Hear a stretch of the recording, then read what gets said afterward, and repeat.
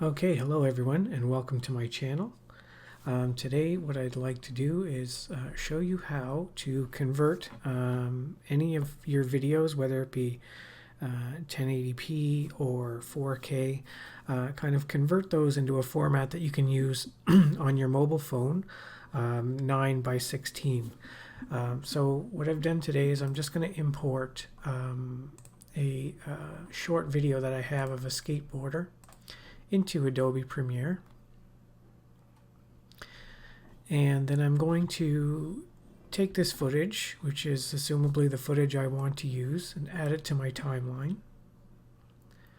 Okay, now if you were to do this manually, it would be a lot of work because the skateboarder at times is going to move from the screen, and you're always going to have to make sure that if your screen is vertical like this, that he's always going to be in frame.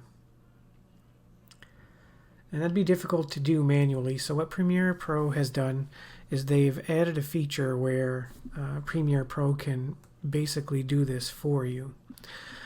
So what you're going to want to do is right click on the sequence, and then you'll come up with this menu.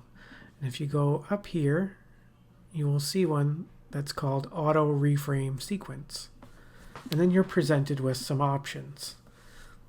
So the sequence name, which is the skateboarder, and the aspect ratio that you want to change it to.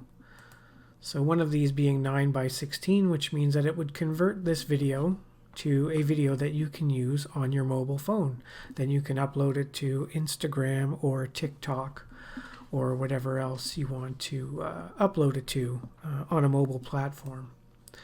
So I'll choose that one, and then I'll click Create. Now once I click Create, what's going to happen is you will see that Premiere Pro will actually analyze this video so that it can automatically figure out what your subject is and the movement of that subject, so that it always keeps it in frame for your final video that you're going to export. So let's click the Create button, and you will see up in the upper right corner that it's analyzing. And now it's done.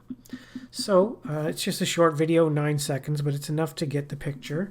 And it's also helpful because it analyzes the video a lot faster for you and then makes that tutorial a little bit shorter for you. So if we play this now, you'll see that it's now in mobile format, and it should always keep the skateboarder in frame.